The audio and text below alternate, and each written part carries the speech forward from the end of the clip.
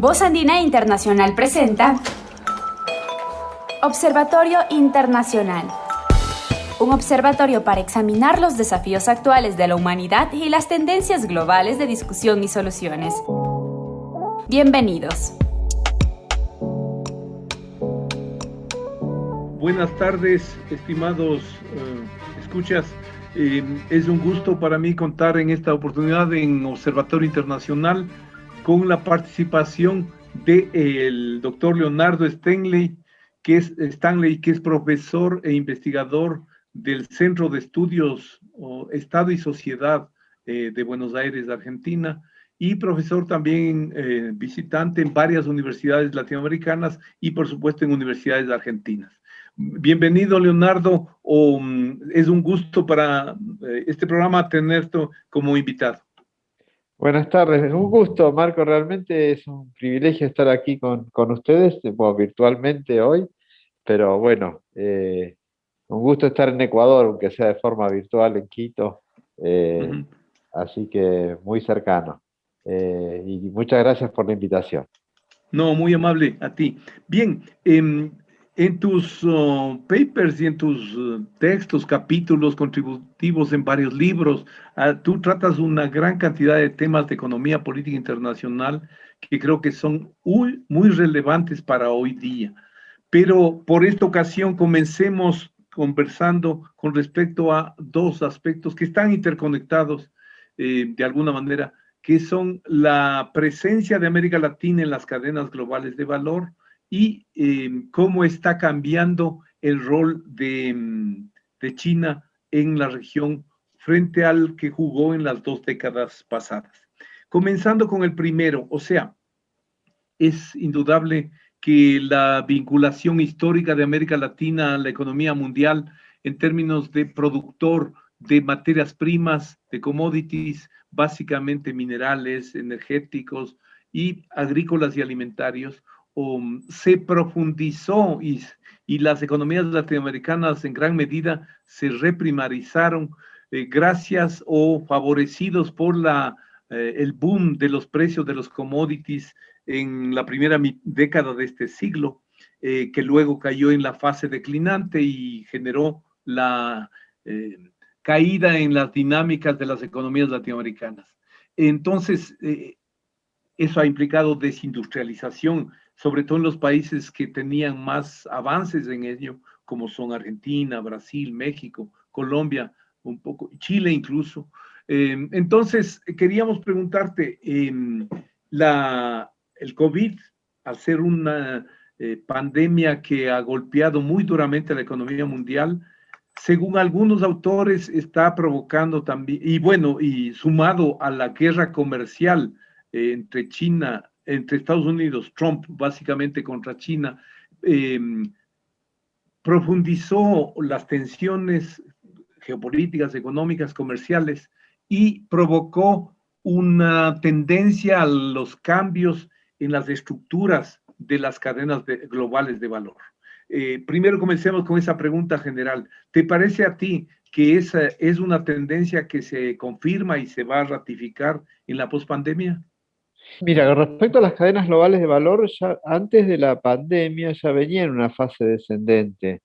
Y independientemente de la guerra comercial, digamos, entre Estados Unidos y China, y también independientemente de Trump y Xi Jinping, digamos, hay una creciente confrontación, o más que confrontación, competencia que hay entre estos dos grandes economías en el mundo. Entonces lo que lleva a esa competencia a veces es una mayor confrontación, una confrontación más abierta, otra vez más solapada, pero digamos, China dejó de ser un proveedor de bienes industriales, digamos, a precios accesibles para el importador estadounidense y bueno, y para la gente que vive, que habita en ese país, sino que hoy es un competidor muy fuerte en sectores tecnológicamente ya más avanzados. Entonces, eso hace que se mire con recelo la entrada de productos chinos, pero más que nada la entrada de productos chinos a Estados Unidos es la llegada de inversores chinos que quieren, digamos, por ahí hacer una operación de fusión-adquisición, digamos, y hacerse de un activo estratégico como ahora se denomina, perdón, en determinados sectores. Lo mismo pasa en Europa, digamos, ya hay recelo por los inversores chinos que llegan y compran. Digamos que esto, más allá digamos, del recelo que existe hoy o hace un tiempo en Estados Unidos o en Europa, etcétera, es lo mismo que se observaba en la década del 80 cuando Japón devino competitivo, digamos, y estaba, digamos, todo el relato de Hollywood, por ejemplo, en las películas y después fue Corea, digamos, y bueno, digamos, es aquellos que empiezan a subir en la escalera y que, digamos, de alguna forma eh, cuestionan digamos, ese poder económico a quienes hasta ese momento lo detenían, lo detentaban, ¿no? Es decir, lo mismo en Europa también es muy interesante, digamos, la Unión Europea ha salido a plantear también en directivas, digamos, restringiendo digamos, las inversiones en algunos sectores provenientes Así de es. China, digamos, o provenientes de todo el mundo, pero básicamente orientado a China, etc. Es decir, eso es un aspecto que tiene que ver con comercio, pero inversión también, y flujos de capital, bueno, el flujo de capital de portfolio todavía es menos relevante, digamos, el peso que tiene el renminbi, etcétera, o la moneda china, o digamos, en el comercio, en las finanzas internacionales. Pero, digo, hay un ascenso muy pronunciado. Y por otra parte, también, digamos, yendo al ascenso de China, digamos, recordemos que China está en una región, digamos, China tiene más de 1.500 millones de habitantes, o bueno, estamos grosso por eso. Al lado, digamos, hay una densidad poblacional en toda esa zona del mundo que lo que ha generado también es que las cadenas digamos, las cadenas de valor empiezan a ser más regionales, que es lo mismo que pasa en Europa, digamos. Es decir, las cadenas de valor, las fábricas o las empresas europeas tienen mucho encadenamiento a nivel de la región, digamos, pues y más allá del mercado común, porque, digamos, pueden llegar a los mercados de forma más rápida.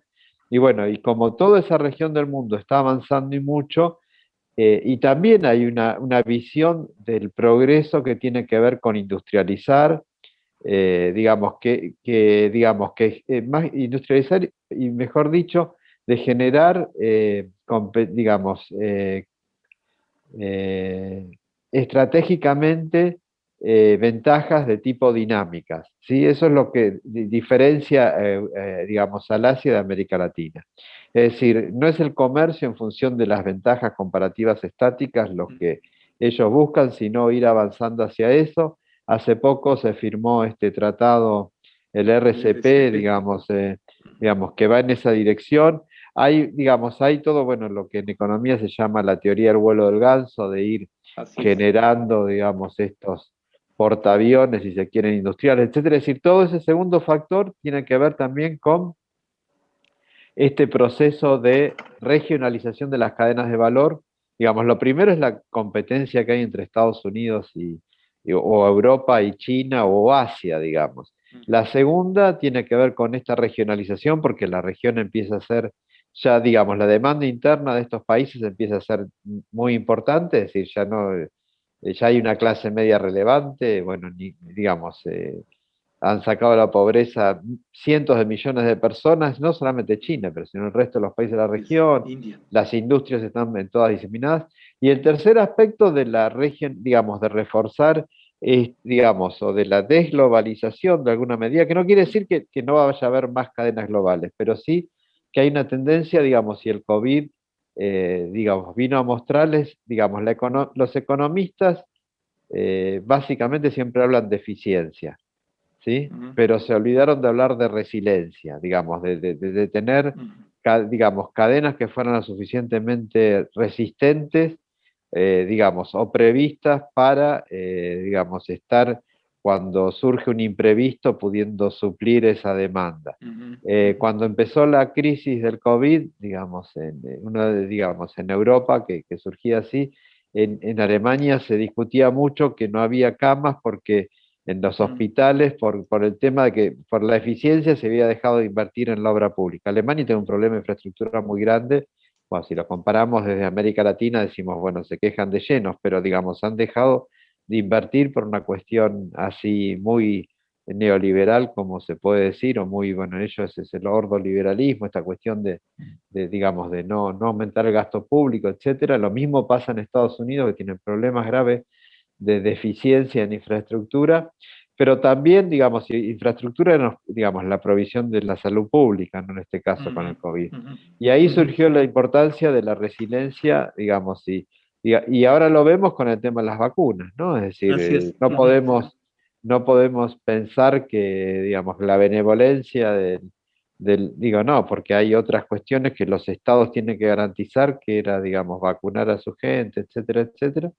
Y eso, entonces, todos esos factores llevan a repensar la globalización. Aparte de todo lo que sabíamos ya desde los 90, que era digamos, lo que Dani Rodrik y otros economistas de desarrollo vienen planteando, digamos, la visión así tan one size fits all, digamos, la idea de que era un molde que tenías que adaptarte y si no, no ibas. Entonces, bueno, todo ese molde se aplicaba para la política, digamos, industrial. No podías tener ningún tipo de política activa porque si no, no De venían los intervención activa del inversores. No Estado. podías, no podías dejar de darles garantías a los inversores si no, no venían.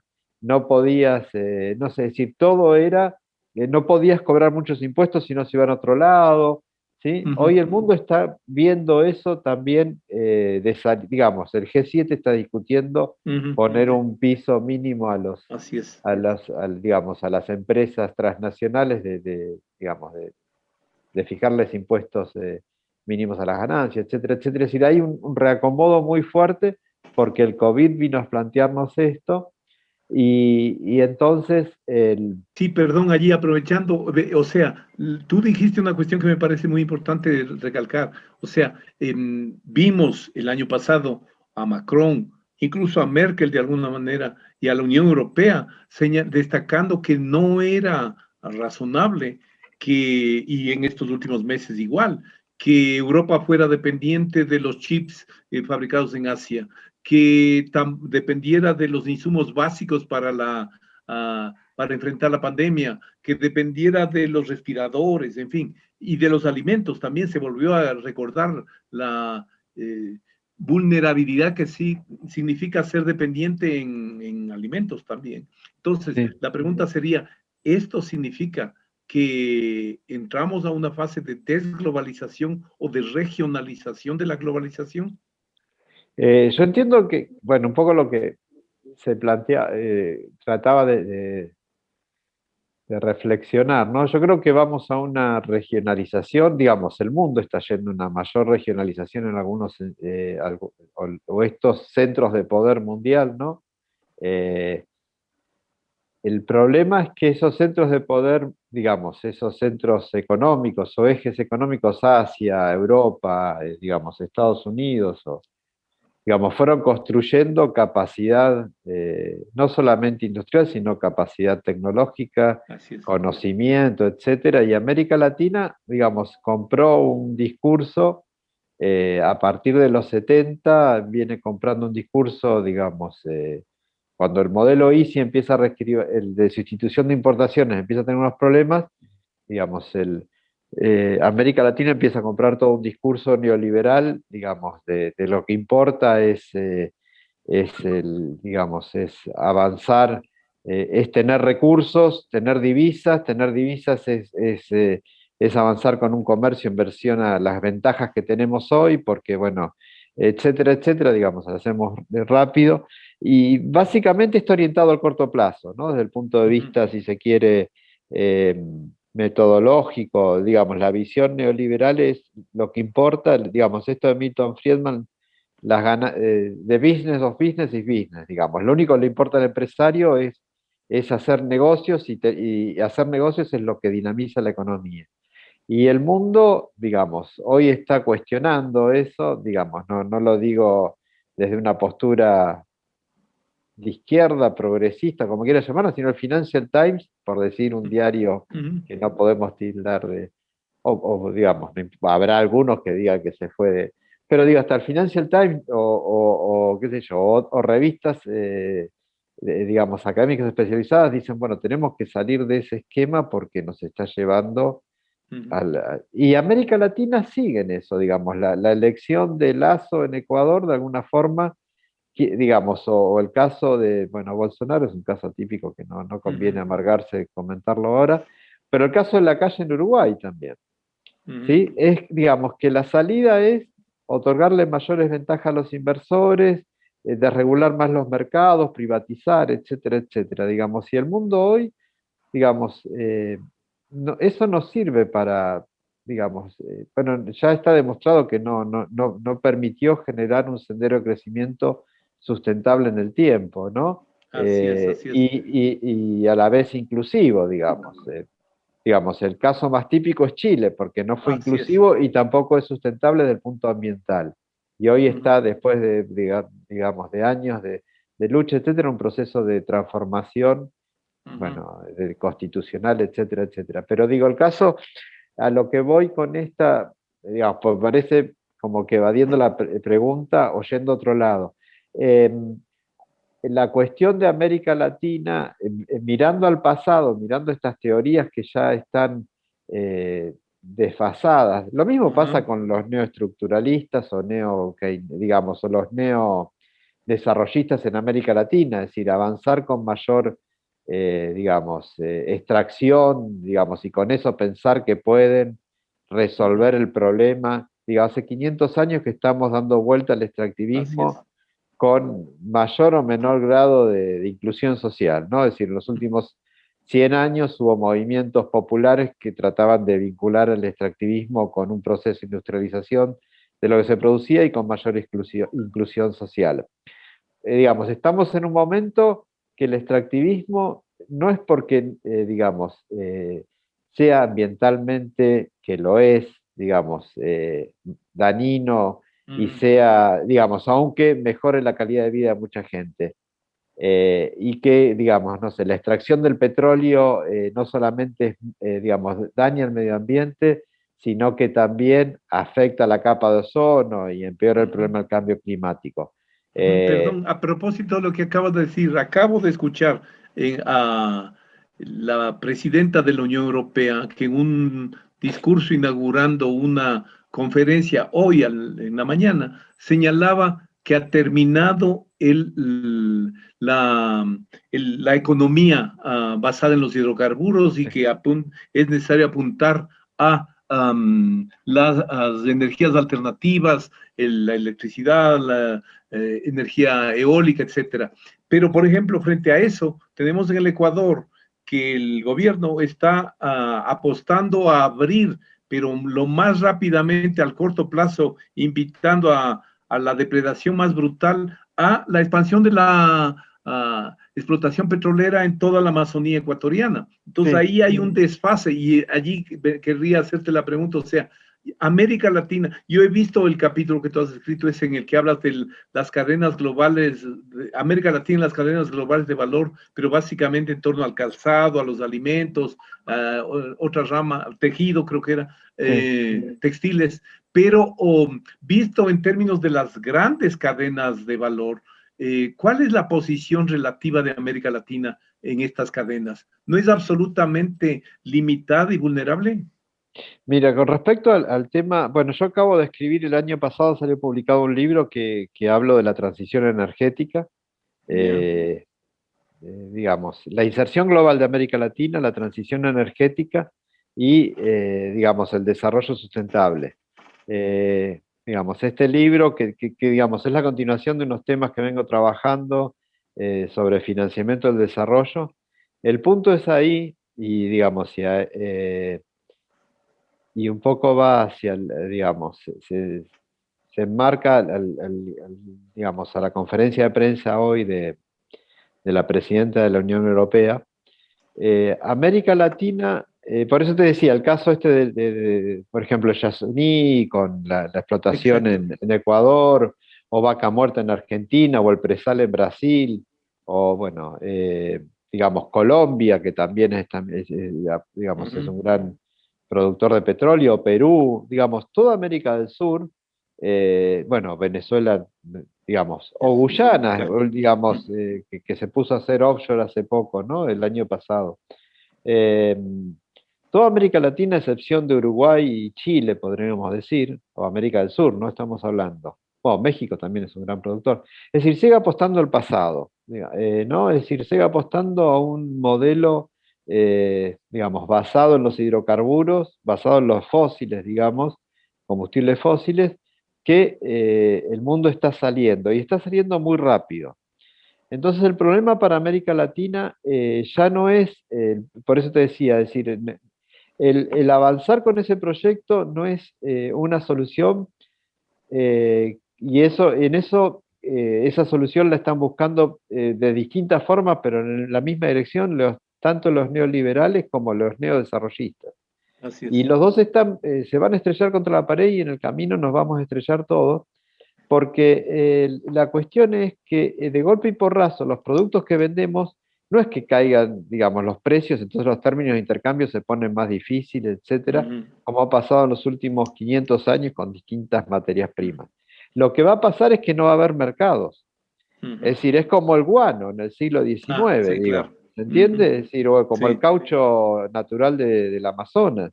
Ujú, Entonces, de golpe todo, digamos, y ahí tenemos, digamos, hay una cuestión que tiene que ver con el cambio climático. Tiene riesgos físicos muy fuertes, digamos, los huracanes, las inundaciones, los incendios que se producen en base a las temperaturas extremas, etcétera, etcétera. Ese es el riesgo físico. Ese ujú, riesgo físico, digamos, si por ejemplo, si hay gente afectada o hay zonas afectadas de Ecuador o de otro país de América Latina por un efecto de un huracán o de una inundación, una sequía, etcétera, digamos, ese riesgo físico tiene un costo económico, obviamente, es decir, afecta a las empresas allí asentadas. Si hay un incendio muy grande y digamos, se quema la fábrica, es un activo que desaparece, ujú. digamos, se puede dejar de vender por un tiempo, etcétera, etcétera. Es decir, tiene efectos micro y macroeconómicos muy pronunciados. Por otro lado, digamos, está esto que te decía, que puede darse el caso que, como hoy lo anunció la presidenta de la Unión Europea, que se deje de demandar petróleo en un futuro muy próximo. Así Digamos, se es. están poniendo restricciones muy fuertes a los automóviles a combustión, digamos, de combustión interna, es decir, a gasoil, etcétera, etcétera, que pueden, digamos, eso hace bajar abruptamente la demanda de petróleo y sus derivados, ¿no? Entonces, ¿qué pasa con eso? Es decir, en la medida que ese cambio no se sabe cuándo va a ser realmente. Ujú. Es decir, hay incertidumbre. Entonces, ese es el riesgo, lo que se llama el riesgo de transición. Pero va a ¿Sí? ser un de aquí al 2050, ¿no? Ya O puede está. ser antes. Entonces, pero lo que voy, Marco, es decir, el riesgo de transición tiene que ver con ya la cuestión económica. Es decir, si yo invierto en algo y ese algo, digamos, pongo un pozo petrolero y hago un oleoducto para venderlo, y ese oleoducto tiene una vida útil de, digamos, 50 años, pero en Ujú, el año 10 me dejan de comprar. ujú, ¿Sí? Porque por distintas razones, por las mayores regulaciones, por la tecnología que avanza, etcétera, etcétera, es un activo varado, lo que se llama un activo ujú. varado. Ah, y Y ese ahí, ¿tú activo qué varado piensas? pierde Ujú. valor súbitamente. Entonces, eso genera otro problema macro, micro y macro. ¿Se entiende? Es decir, Así genera es. una crisis financiera también, porque es decir, Pero eso surge de la miopía de nuestras élites económicas, empresariales. Por supuesto, porque ellos están mirando al corto plazo. Entonces el Ujú, problema no es económico, porque por otra parte, hoy en todo el mundo sale más barato, digamos, la instalación de turbinas digamos, lo que es el paneles solares y la energía eólica o ujú, solar es más barato hoy. La producción de energía en base a eólico solar, es decir, lo que sería renovable que lo no renovable, en todo el mundo. En Argentina, por ejemplo, ese es el caso. Pero, digamos, se sigue apostando a vaca muerta, se hace una licitación offshore. ¿Por qué? Porque, digamos, hay sectores muy poderosos, porque la industria de petróleo es muy poderosa, Así es. que ellos ven el corto plazo, ellos están viendo la rentabilidad que puede tener su acción en los próximos meses y con eso sacar, pero digamos, desde el punto de vista social, es un tiro en el pie, porque digo, Ujú, estamos en Argentina por caso subsidiamos vaca muerta. Si ujú, subsidiamos el sacar el gas o vamos a subsidiar el petróleo, ¿cuál es la lógica económica? No hay lógica económica. ujú, Es decir, ujú, desde el punto de vista tecnológico y económico, desde el punto de vista tecnológico, hoy en todo el mundo es más barato la producción de energía en base a renovables que no renovables. Desde el ujú, punto de vista eh, tecnológico hay capacidad para hacerlo. Es decir, lo que no ujú, hay es voluntad política porque hay intereses muy poderosos, ¿sí? ujú, Pero también estos intereses muy poderosos van siendo restringidos, digo, por ejemplo, bueno, no sé si ha escuchado, hace cosa de un mes, en una corte digamos, en los Países Bajos, condenó a Shell por no avanzar con su propuesta digamos, de reducir las emisiones de carbono, es decir, avanzar ujú, con su programa de transición. Eh, Hace en el mismo tiempo, digamos, acá cosa de un mes también, digamos, un grupo de accionistas, digamos, de inversores en ExxonMobil pudo, digamos, entrar y exigirle, digamos, entrar al directorio y exigirle que avancen también con el plan de transición energética. ¿Sí? Porque hay inversores institucionales que están avanzando en este sentido, que ujú, son los que tienen, digamos, en definitiva, las acciones de estas compañías. Por otro lado, en Estados Unidos, las empresas petroleras están siendo sometidas a juicios, digamos, hay una cantidad muy importante de estados, desde Massachusetts a Nueva York, a California, pero ciudades también, ciudades costeras por ejemplo, como, no sé, Boston u otras más, que están, digamos, demandando a ExxonMobil, a las principales petroleras, porque sus ciudades están siendo afectadas por los incrementos en el nivel del mar. ¿Se ujú. entiende? Digamos, vamos, Ya, ya, entonces ya. hay un activismo muy fuerte, bueno, y lo mismo pasa en otras partes en el mundo, digamos, inclusive, no sé, las cortes en Gran Bretaña reconocieron a una ONG de Nigeria por los efectos que había hecho Shell, digamos, sobre el medio ambiente, etc. Es decir, hay un avance muy fuerte por un lado, y hay sectores muy poderosos que no quieren ceder. ¿Sí? Ahora, Pero digo, avanzar con, bueno, y el caso de Yasuní, digamos, y el caso digamos, de la demanda que ha habido contra Texaco en su momento, digamos, Chevron, ajá. es Ujú. Chevron, es vergonzosa. Mismo el abogado que está defendiendo esa comunidad, el abogado americano está en eso, está preso en su casa porque Así es. Chevron es tan poderoso que, digamos, que digamos, le ha puesto una tobillera. Es decir, hay factores de poder muy fuertes acá tratando de impedir esta transformación, pero es irreversible, digamos, Ujú. y lo Pero en estamos ese viendo. sentido, pero en ese sentido, o, por ejemplo, este es un problema básicamente doméstico de nuestros países, no es el imperialismo norteamericano ni de la incursión y la creciente presencia china en la región la que ha provocado esto. No, digamos, es una interacción, porque en todo momento yo creo que muchas veces nuestras élites han jugado con este tema de la dominación, digamos, el imperialismo como fenómeno existe, nadie lo va a negar. Así es. Digamos, los intereses geopolíticos existen, también Ujú, es imposible negar. El tema es qué hacemos frente a eso, digamos, es jugar a decir que toda la culpa viene de afuera. Yo creo que hoy América Latina tiene una posibilidad que es que el mundo dejó de ser unipolar, digamos. ujú, ujú, Está Estados Unidos, pero también está China, y por otra parte está la Unión Europea. ujú, Entonces, por ejemplo, en este caso, la Unión Europea está dando una señal, nosotros vamos hacia allí, ¿sí? Entonces, ujú, bueno, puede que tus productos no tengan mercados en esa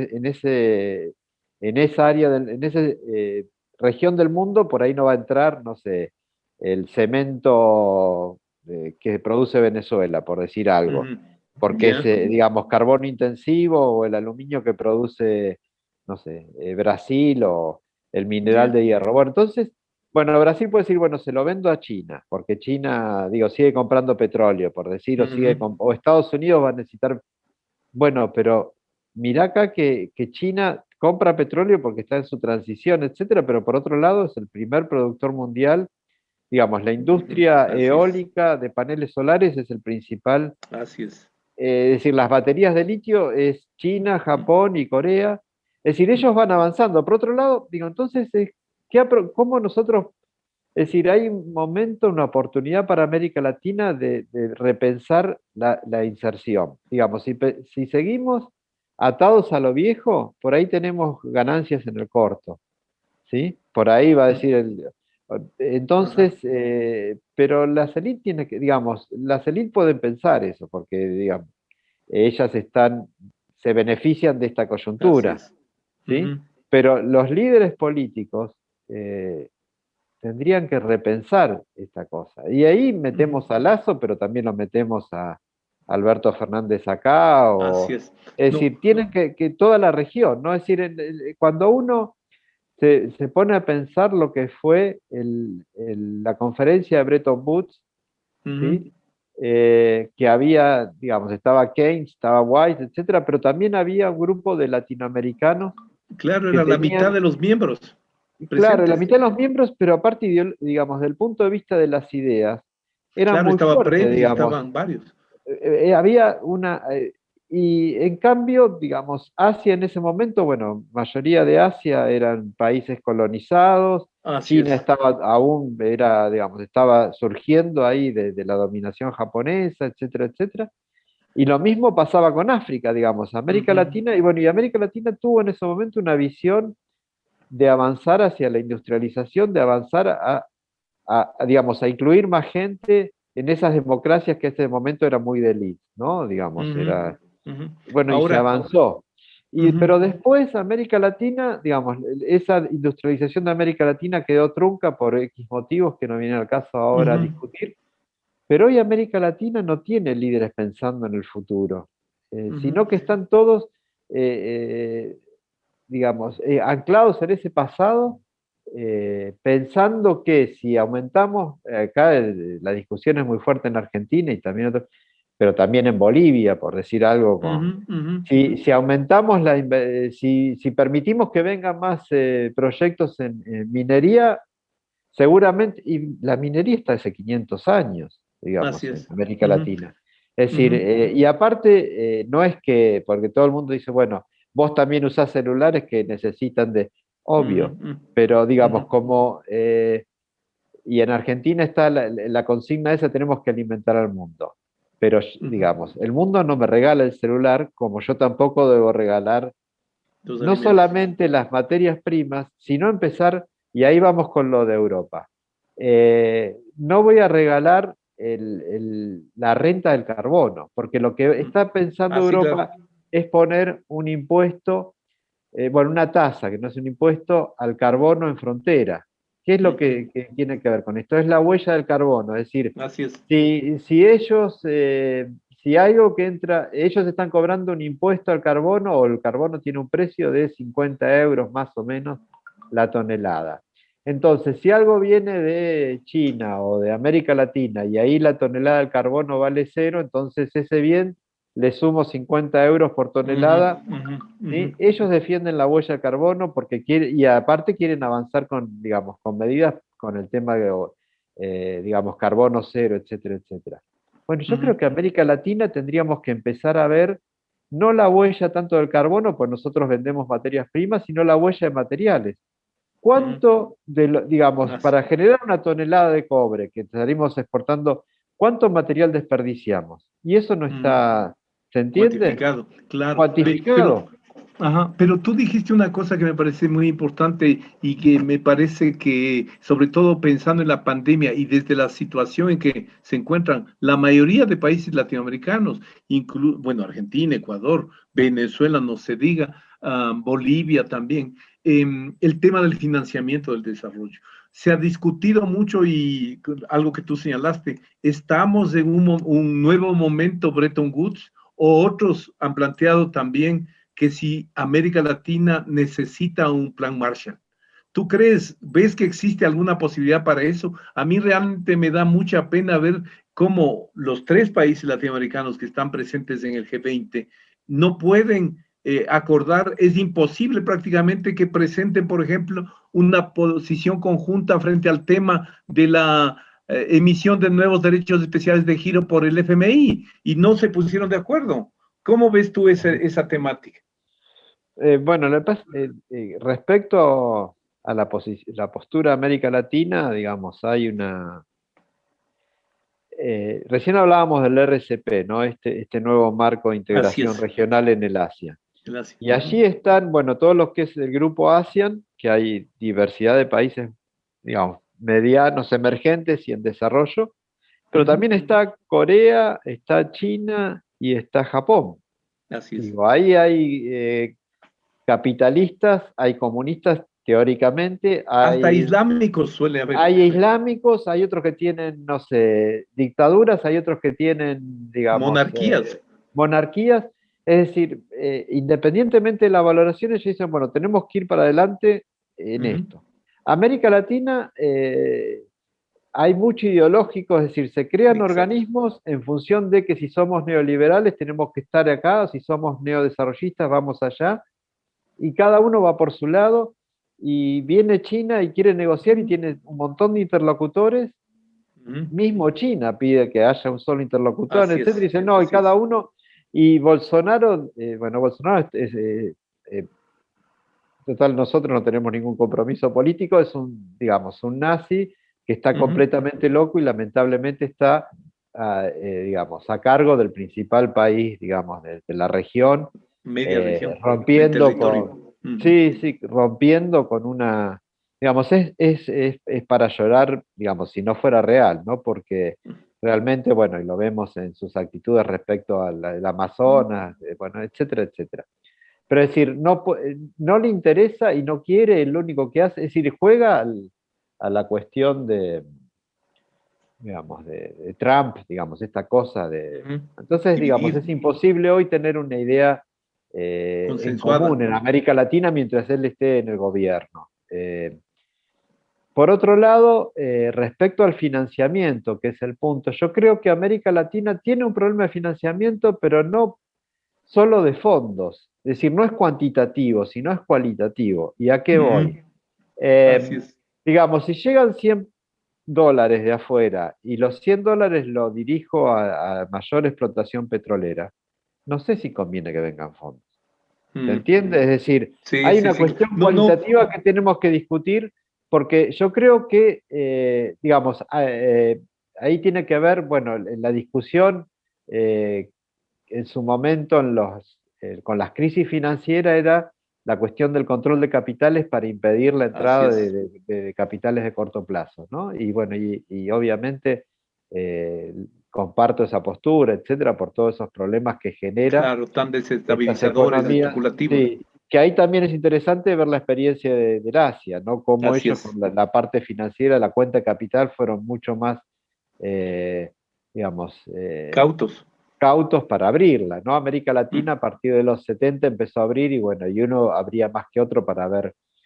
Pero después hay una cuestión de que no toda inversión extranjera, digamos, esta visión cuantitativa de la inversión extranjera también yo creo que debería reverse. Y esto tiene que ver con todo lo que es los tratados de inversión, con lo que es la adhesión al CIAD y lo que es... no porque, digamos, eso se está reviendo en todo el mundo. Digamos, Así el es. CIADI, Australia deniega la firma de la adhesión al CIADI en los nuevos tratados, es decir, no es India, no es como es Sudáfrica también. Bolivia, Sudáfrica, sino son los mismos países desarrollados, y eso por, digamos, por los excesos que ha tenido este régimen.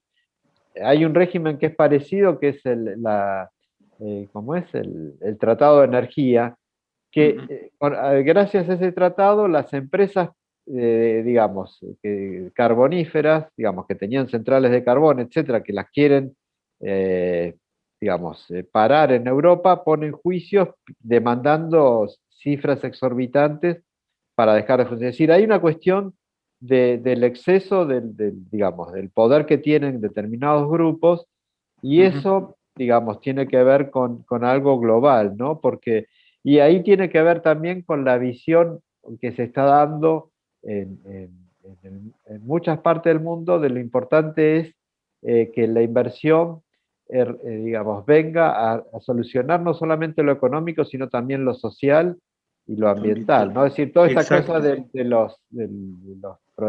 los objetivos del milenio, etcétera, Ujú, etcétera.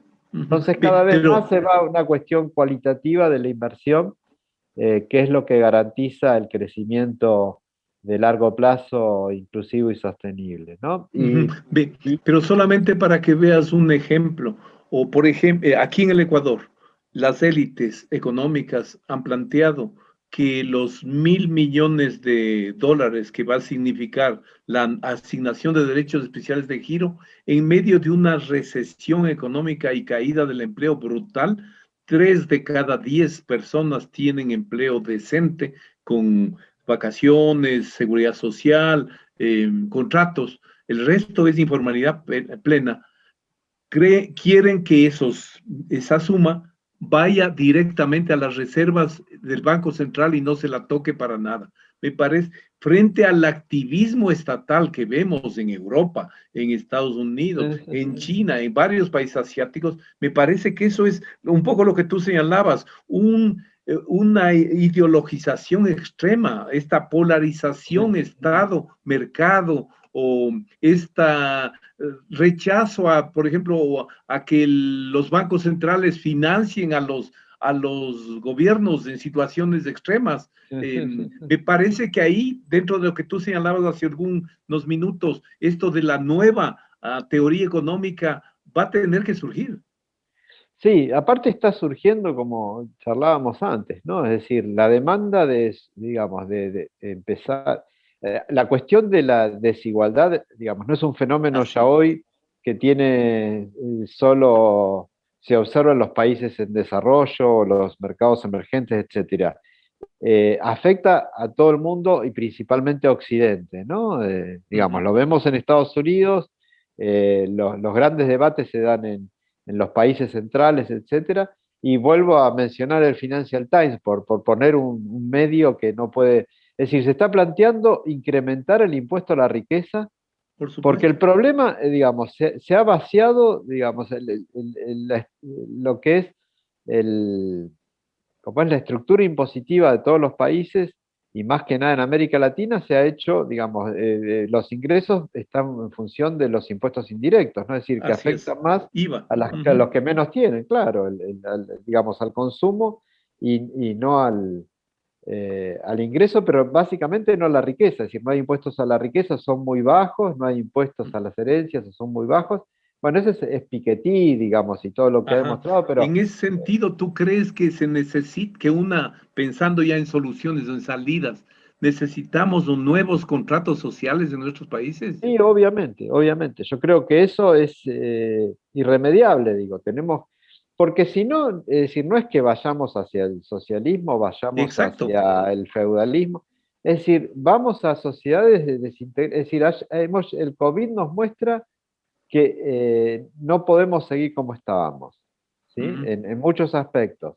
Pero el cambio climático nos va a poner en situaciones más extremas en los años por así es. venir. Y Ujú, si no modificamos eso, digamos, si pensamos que podemos volver al pasado también en materia de esto, de bancos centrales, el Banco Central Independiente es independiente de nadie, porque, digamos, beneficia ciertos intereses, pero, exacto, digamos, la Reserva Federal no es independiente y en tiene absoluto. mayor, digamos, tiene en sus objetivos un objetivo más amplio. El Banco Central Europeo dejó, por ejemplo, de lado el tema de la compra, estos con las políticas del quantity easing, dejó de lado Así esta es. cosa imparcial. En el momento de la compra de bonos, hoy está penalizando los bonos marrones, como llaman, y digamos, por el tema climático, y también está viendo, digamos, Nueva Zelanda, la carta que fue el primer país que puso el objetivo de metas de inflación, etcétera, está viendo de poner algo también en las metas para impedir que suban los precios de las Ujú, viviendas. Digamos, ujú, hay un diálogo en todo el mundo de cómo salir esto, y acá el diálogo sigue siendo ideológico en el sentido de son consignas vacías y no se resuelve los problemas digamos, que hoy afrontan el tesoro de cada país, etcétera. Porque, digamos, obviamente no es, pero si no se aumenta, digamos, si tenemos sociedades donde hay un grupo del 1, del 5%, que no solamente tiene su casa, sino y su casa de fin de semana, y su casa de veraneo, y su lancha, etcétera, y el resto Y está, cuentas en mercados offshore. claro, y sus cuentas de mercado offshore, etcétera, etcétera, digamos, va a ser cada vez, vamos a gastar todo el presupuesto en seguridad para ese 1% y el Así resto, es. y ese 1% se puede pagar y se vacunar a Miami, como pasó con todas las élites de la América Ujú, Latina, ¿no? ujú. Y protestan, digo, obviamente, si no hay presupuesto no se puede comprar vacunas, bueno, tenemos que empezar a pensar también de poner, digamos, América Latina y más el cono, digamos, lo que es el cono sur, Argentina, Uruguay, digamos, tuvo unas sociedades más equitativas, digamos, a partir de Ujú, los ujú. años 20, 30, y Así todo es. eso se disolvió y se rompió a partir de los 70, ¿no? Ujú. Y mientras en otras sociedades se fue avanzando, pero digamos, a partir de los 90, todas estas bueno, ahí está lo social que charlábamos al principio, es decir, lo social hay que ver de cómo ir mejorándolo, pero esta vez no podemos ir a hacerlo, digamos, desconsiderando los límites que nos pone la naturaleza y los Ajá. problemas Sí. que genera. Ujú. No, muchísimas gracias por la charla, ha sido muy, muy interesante. Se quedan un montón de temas, apenas los hemos topado, pero para terminar yo te preguntaría, ¿cómo ves los debates académicos y el papel de las universidades en este punto? ¿Crees que hay una comprensión de todas estas tendencias que hemos identificado y la necesidad de discutirlas y buscar alternativas? ¿O al contrario, tú crees que hay una polarización entre centros académicos en los que predominan las visiones más neoliberales, más antiguas, de la ortodoxia, y núcleos por allí de heterodoxos por acá, por aquí, por allá? ¿Cómo ves en general, Sí, pensando desde el cono sur sobre todo? sí, en el Cono Sur, bueno, estas cosas así de visiones antagónicas siguen vigentes. Digamos, si bien economista, yo estoy viendo temas de desarrollo y desde una perspectiva, digamos, no heterodoxa, sino una perspectiva así más amplia y De una economía política, ¿no? de economía Básicamente. política, exactamente. Y tratando de, digamos, hay cuestiones que la economía puede explicar, pero otros aspectos que la economía tradicional no lo puede hacer. Eh, digamos, los modelos son buenos para describir algunas cosas, pero impiden ver cuestiones complejas, ¿no? Y en Ujú. esto también uno, digamos, lo que trato de ver en lo personal es el debate que se va dando en distintos lugares del mundo respecto a la crisis esta del cambio climático. Por ejemplo, hoy día, en el 2018, bueno, que trabajé en otro libro que tenía que ver con digamos, el proceso de globalización financiera, comparando lo que ha pasado en otros lugares en el Asia Ujú. con América Latina, yo creo que por ahí se aprende, pero seguimos acá en un blanco y negro, ¿no? Es decir, Así es. como Ajá. que quien tiene su modelo, entonces agarra, no sé, el libro, digamos, el manual de macro, por decir algo, de Eh, Dorbus y Fisher, bueno, pero eso Dormus y ya es Fischer. viejo, pero digo, no sé, alguien, o Ujú. los modelos, bueno, ya los más complejos, entonces se ponen con modelos económicos cada vez más complejos, tratando de, bueno, hay que, digamos, y cada vez quieren parecerse más a los ingenieros y se olvidan, digamos, lo social, y hay otros que, digamos, por ahí, por plantear digamos, las grandes problemas sociales que tiene la región, se olvidan de la cuestión de De las los restricciones equilibrios. que existen, ¿no? Es decir, yo creo que a lo que voy al plantear cómo debemos reinsertarnos en el mundo, cómo debe ser la reinserción de América Latina, ¿no? Digamos, tenemos restricciones, pero no son las restricciones macro tradicionales o no son las Así es. únicas, hay que verlas de forma dinámica. Por ejemplo, la restricción de balanza de pagos, sabemos, digamos, es muy fuerte para todos los países de la región y puede ser tremendamente angustiante pensarla en contexto donde nuestros productos no tienen mercados. ¿Se entiende? Es decir, dejan de demandar el petróleo y bueno, voy a tener una restricción de balanza comercial. Venezuela, Ecuador, Perú, Bolivia, Argentina, Brasil, Guyana, qué sé yo, porque salieron, digo, y aparte voy a tener una restricción muy fuerte en lo fiscal, digo, voy a tener otro problema del gap fiscal porque digamos, como eso sale cada vez más caro, ir a extraer el gas Vaca Muerta, por ejemplo, es decir, cada vez necesita más subsidio. O el offshore necesita subsidio, el presal necesita más subsidio porque es más caro, es decir, con el precio del petróleo yendo a cero, como pasó el año pasado, el presal era puro subsidio, digamos, Vaca Muerta era puro subsidio, y vos le garantizás un precio, entonces tiene que ver con las restricciones, hay que pensarlas en función de lo que va a venir, y todo lo que puede pasar de acá a un periodo, digamos, desde el punto de vista digamos, de la planificación del desarrollo, Al menos una generación, ¿no? es una generación, no es nada, digo. Entonces, así es. digo, los desafíos que tenemos son muy grandes, creo, ¿no? Y bueno, ahí yo creo que para no hay terminar, ideologías. a propósito de lo que tú señalaste, y que en esa línea, ¿no te parece que cada vez más, lamentablemente, nos agarra en el peor momento del regionalismo latinoamericano, con una desintegración casi absoluta, que la alianza o plantear una alianza centrada en los temas medioambientales con la Unión Europea y abarcando todos los temas que tú has señalado, o balanza de pagos, financiamiento, podría ser una vía de salida, pero así con una mirada más de largo plazo? Sí, pero no solo con la Unión Europea, por ejemplo con China, ¿no? Que hoy es un gran, digamos, China tiene el hardware, digamos, en el sentido de es un gran, bueno, y hacer valer, no sé, el Cono Sur tiene ¿cómo es? El litio. Bueno, está bien. Es decir, no vendamos solo el litio, sino vemos cómo integrar eso, no porque vayamos a constituirnos en la fábrica del litio, por eso ya es China, Corea y Japón.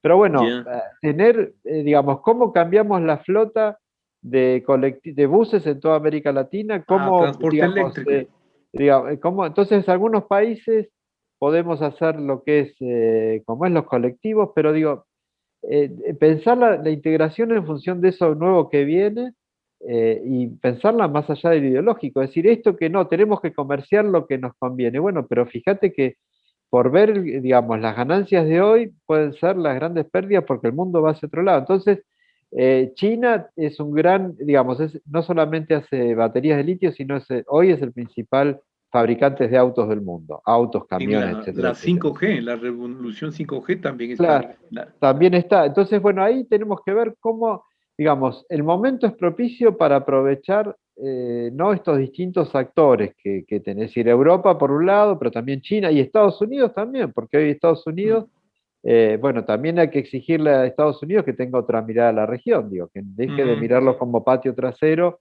y venga a interactuar, digo, que hay gente que tiene ese interés, etcétera.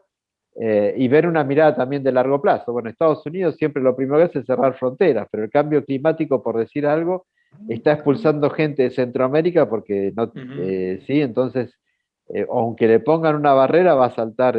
No lo para Entonces nadie. digo, bueno, también es ir a hablar seriamente con ellos y bueno, pero digamos, ahí el problema es de liderazgo, ¿no? Porque en América Latina o América Central tenemos, digamos, no sé, Costa Rica, que es un caso muy interesante de cómo Así es. ir avanzando, pero también tenemos a Ortega, que es otro dictador metido ahí. Entonces Absolutamente. es una cuestión, viste, que excede lo ideológico, sino que es ver, Y lo como técnico, lo decíamos, económico. lo técnico y lo económico, y después, viste, tener una mente abierta, digamos.